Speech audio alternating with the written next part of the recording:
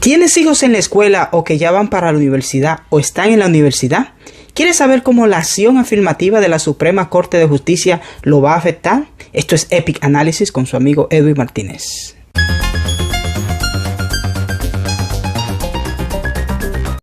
En una votación de 6-3, la Suprema Corte determinó que el proceso de admisión utilizado por universidades élites como Harvard y Carolina del Norte viola la Constitución al considerar la raza como un factor determinante en las admisiones.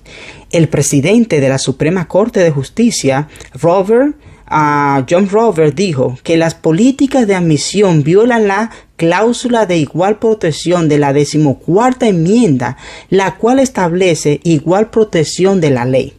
Los estudiantes deben de ser tratados en base de sus expresiones como individuos y no en base de su raza. ¿En qué consistió este caso?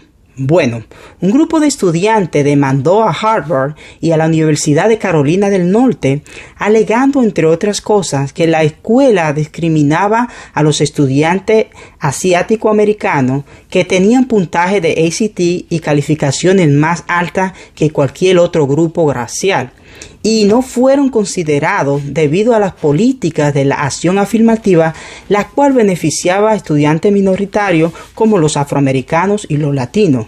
Debemos de saber que las universidades utilizan diferentes criterios para el proceso de admisión de sus estudiantes.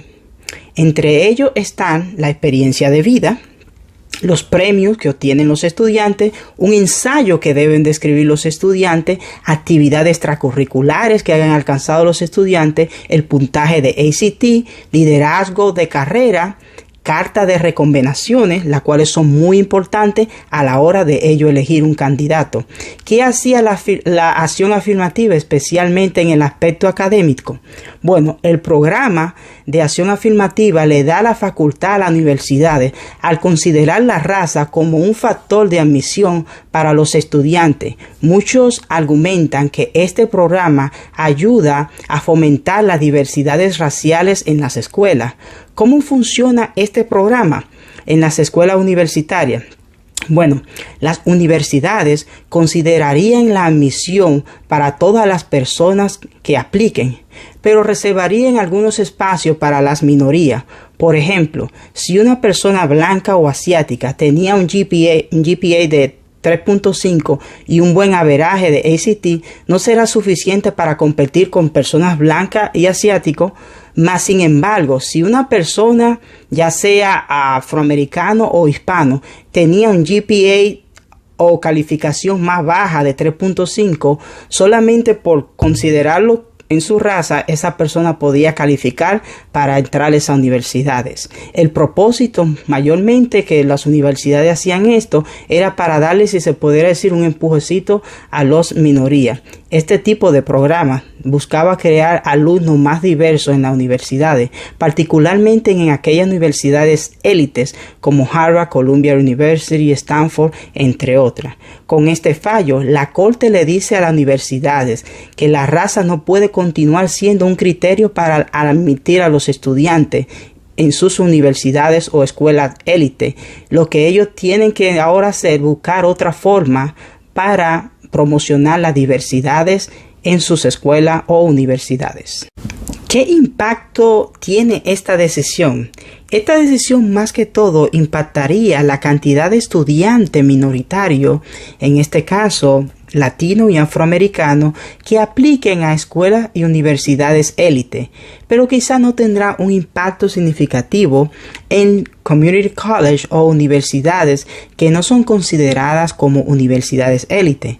Para entender el impacto que este fallo y sus consecuencias en toda la nación, podemos tomar en cuenta lo que pasó en California con la Proposición 209, la cual prohibió la acción afirmativa para la admisión en las universidades. Según los datos, la aceptación de los estudiantes afroamericanos y latinos bajó en universidades élite como Berkeley, pero en universidades menos selectivas la cantidad de estudiantes minoritarios aumentó. No cabe duda que esta decisión va a afectar a mucho, y no importa de qué lado estemos. Hay que aplicar un refrán muy conocido que dice, hay que ponerse en los zapatos del otro.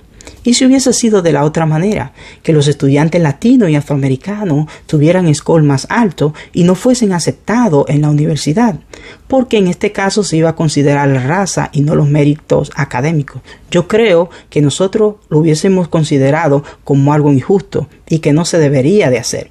Es por eso que inclusive un reciente poll o encuesta de NBC dijo que el 63% de los estadounidenses están a favor de la decisión que tomó la Suprema Corte de Justicia con referencia a la acción afirmativa. ¿Cómo podemos mejorar la educación en las comunidades minoritarias? El problema que muchos hispanos y afroamericanos enfrentan es la educación inicial y secundaria. Lo primero es que los políticos y el gobierno deben de invertir más recursos en la educación temprana, especialmente donde viven las minorías, creando programas que fomenten y aumenten el nivel de inglés, matemática y ciencia en áreas donde nuestra gente está fallando.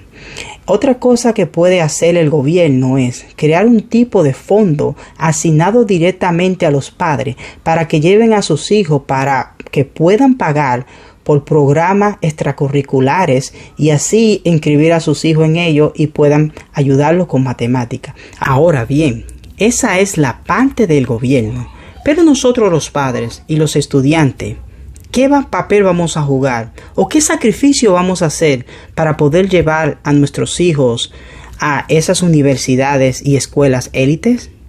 Lo primero es, y quizá una de las cosas más importantes, es que nosotros los padres debemos de invertir más tiempo en la educación de nuestros hijos. Y yo te quiero hacer la siguiente pregunta.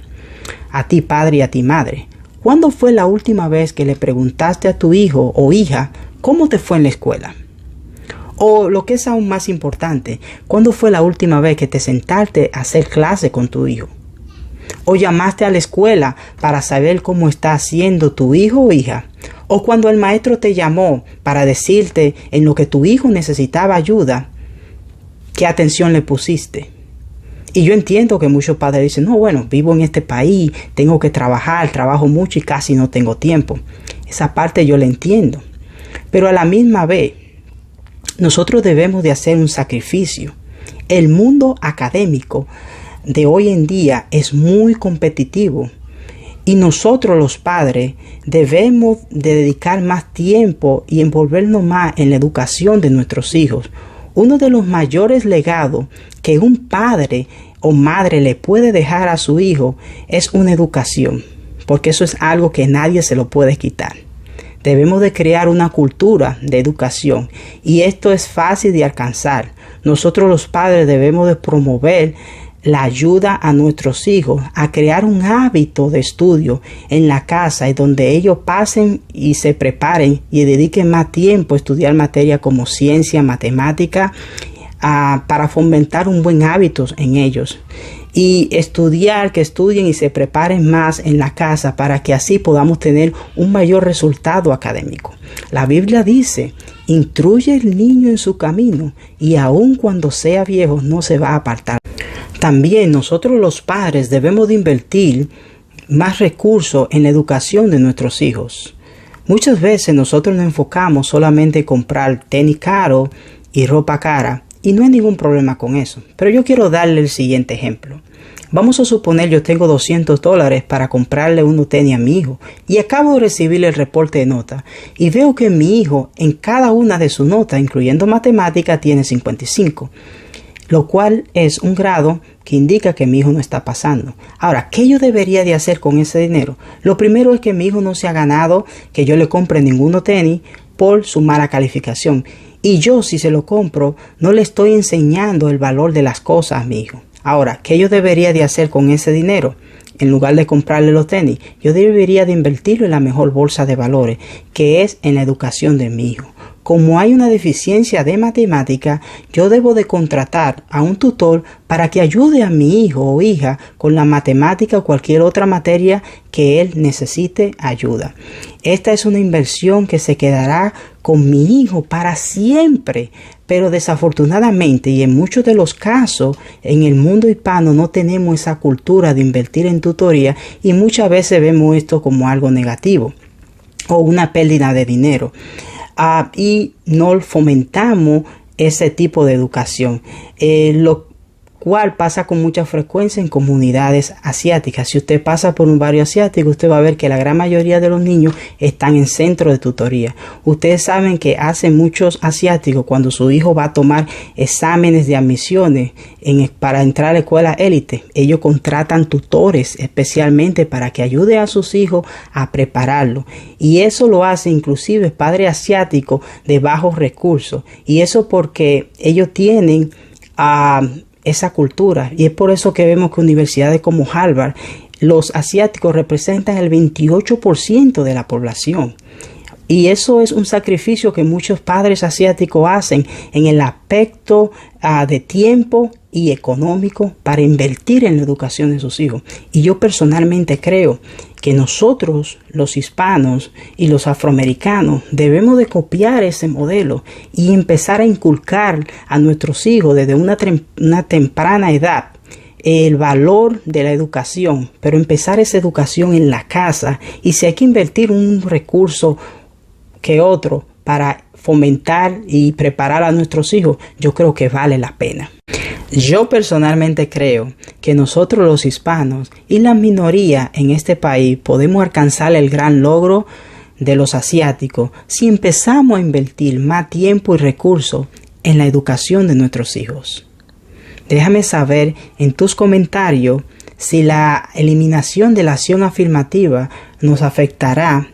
¿Qué crees que nosotros, los latinos, podemos hacer ante ello? Y si tú crees que nosotros podemos también alcanzar el gran éxito que han tenido comunidades minoritarias como los asiáticos. Déjame saber lo que tú piensas en la caja de comentarios y será hasta luego.